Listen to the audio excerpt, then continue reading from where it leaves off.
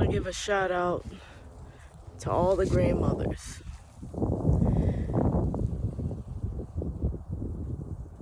The grandmothers who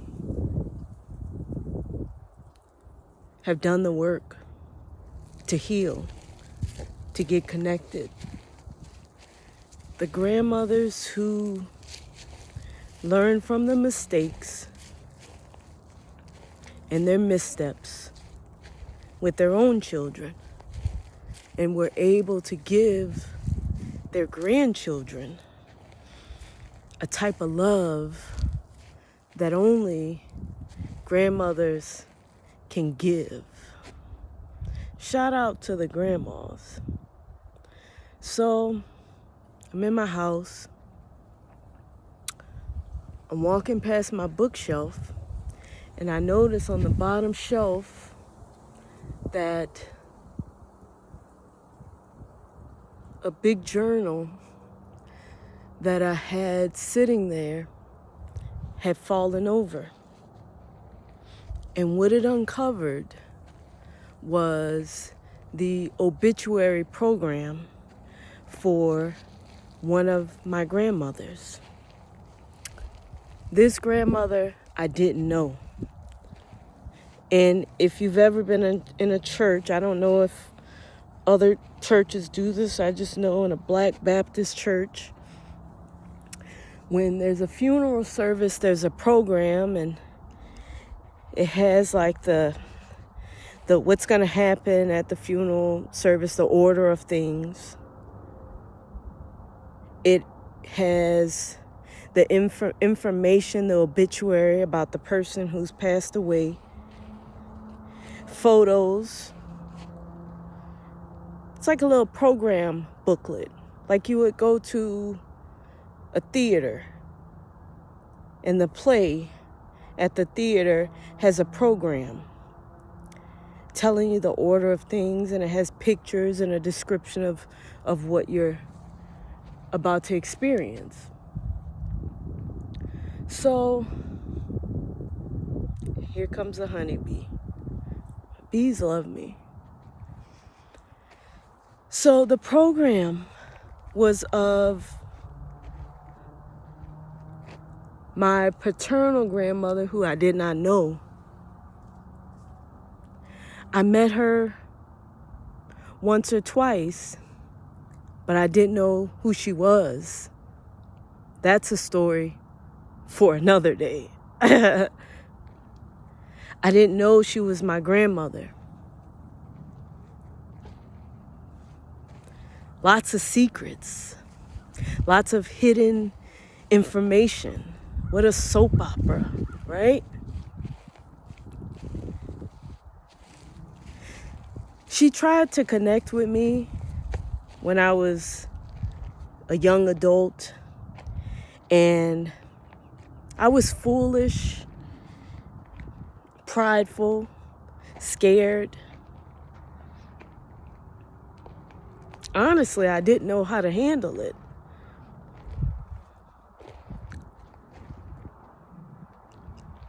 It's definitely something that I have had to work through. It's definitely something that I would consider to have been a regret. As I got older, I realized the danger of one-sided stories. As the lies and the secrets were exposed about what people knew and what they didn't know, it was very difficult to remind myself that I was a child and innocent, that I really had no choice in a lot of these situations. But there were adults that held me responsible for the choices that other people made for my life. Well, she tried to reach out to me at one point, not directly, through someone else, and I rejected her. I rejected the reach out. I regret it.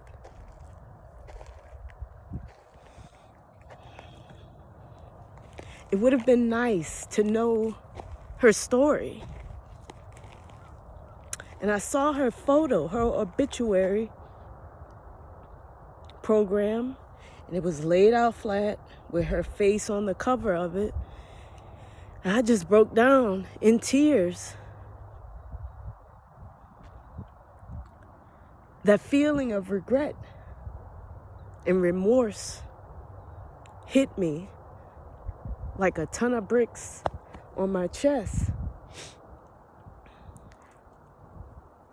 So I spoke to her and I apologized. And I shared my regrets to her spirit. Well, a few days later, I'm casually walking past the bookcase, and this time, the obituary that was laid out, the layout was almost identical. Photo in the center,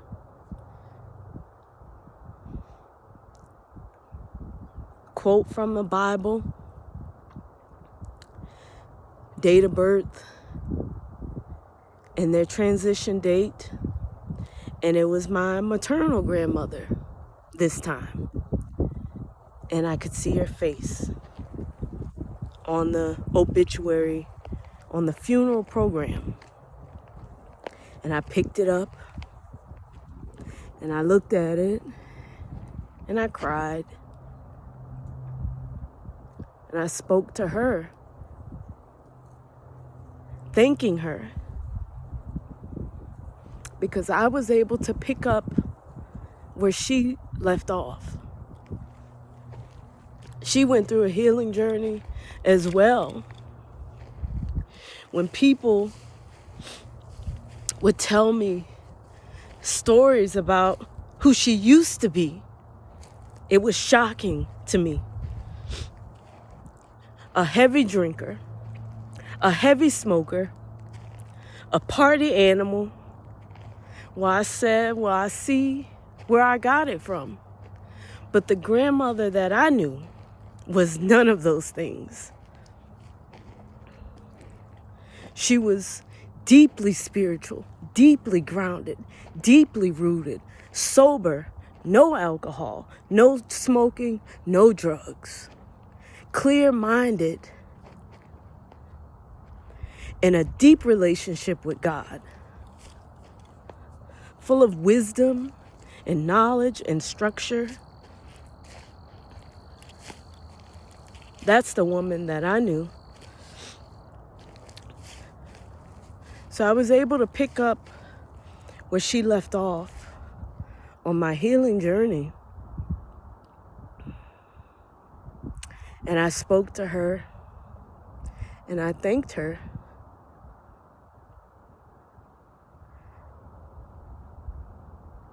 I moved in with her at a pivotal point in my young life.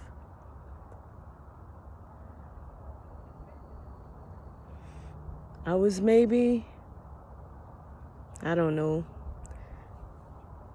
14 or 15 when I went to live with her. And she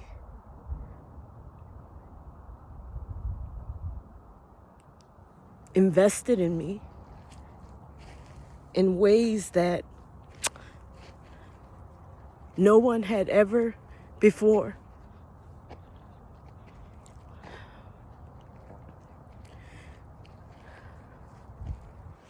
She gave me something that I deeply needed. She gave me stability and structure. And she taught me so much. And I was like a sponge, soaking it all in. She taught me how to fold my clothes, how a clean and organized room keeps you connected more to God. She taught me how to cook, how to bake. But most importantly, she taught me about grace through action. She gave me grace. She never threw me away, even though there was times as I was getting older, I was starting to do crazy things. I was starting to act out as a young adult. She always gave me a safe space. She always gave me grace. She never made me feel like there was something wrong with me.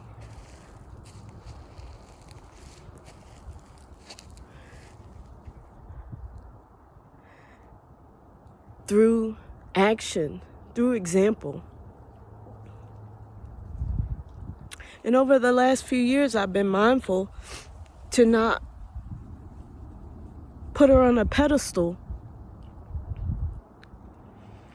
and remember that when she was here, that she was human too. They both were human.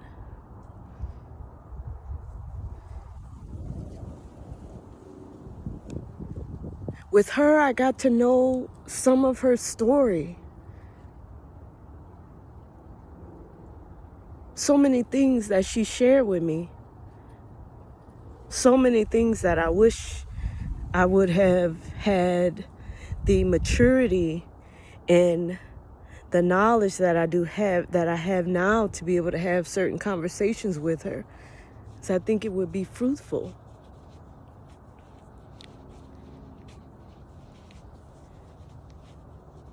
But that grace that she gave me, I didn't give it to my other grandmother, the one that I didn't know. I was foolish.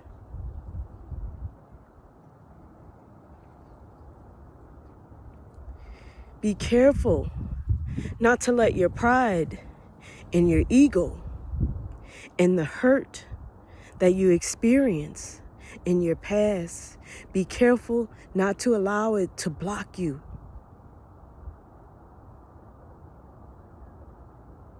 Do the work. Give others grace. Remember that we are human, imperfectly perfect. Remember that we evolve and grow. And some people really do the work to be the change that they want to experience.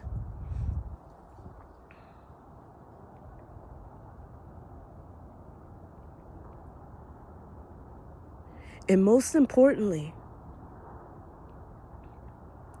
release guilt and shame and regret.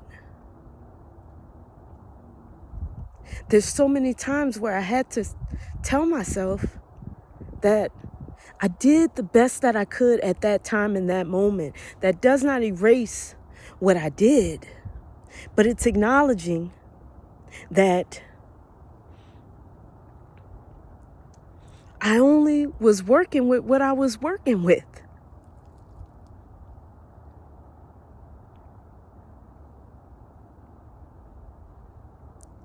If you're building something and you only have a rock to use as a hammer, then you use the rock the best that you can. And it's not until you get a hammer and understand that a hammer is better that you can now use the hammer. But what good does it do to beat yourself up because the only tool you had was the rock? That's what we do when we hold on to guilt and shame and regret.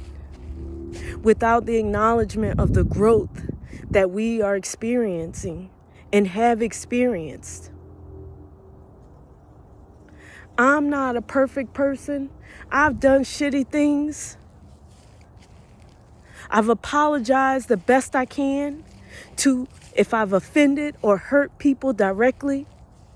I've apologized authentically. I acknowledge it within my life, and I do everything that I can to make changes so that I'm not that anymore.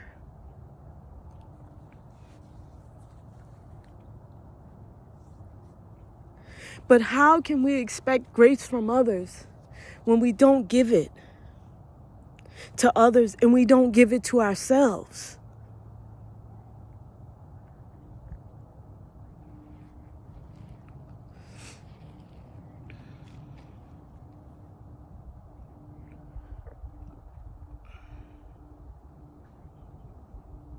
When you know better, you do better. Some people don't, but many do. Many do. You're working from the capacity and knowledge that you had or have in that moment. You did the best that you could in that moment. Saying that does not erase what was done. It does not. It does not excuse it. But how long do we punish people? How long do we punish ourselves? When does it end?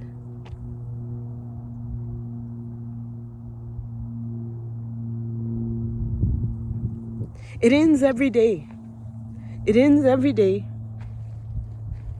It ends every day with acknowledgement and conversations like this.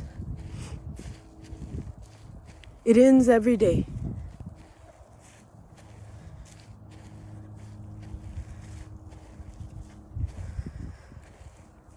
So thank you to the grandmas who did the work. Just because you get older, that doesn't mean you get wiser. Some people get older and still have the mentality of wherever their emotional growth was stunted.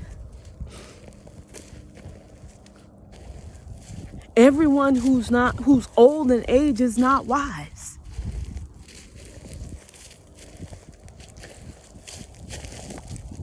Time does not automatically give you a pass to wisdom and knowledge and emotional intelligence. It just doesn't. You gotta play your part. You gotta do the work.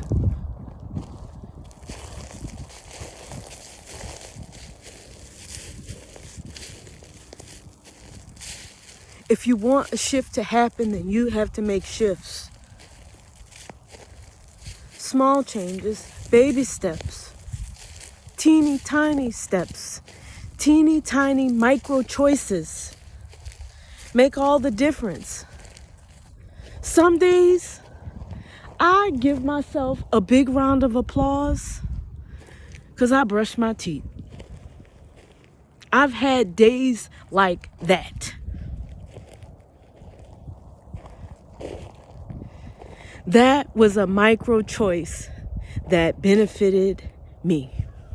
What micro choices, what baby steps are you moving, are you taking, are you choosing to make the shifts in your life that you want to experience? Whatever it is, clap it out. Pat yourself on the back. No one knows your journey like you do.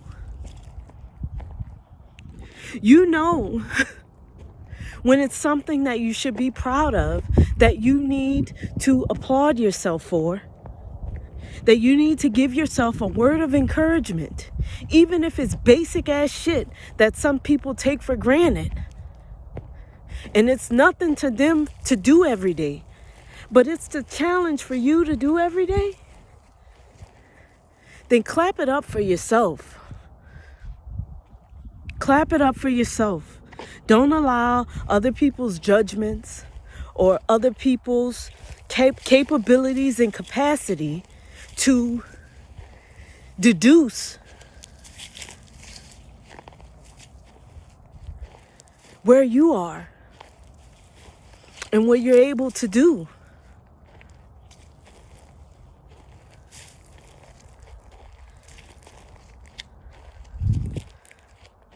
You know,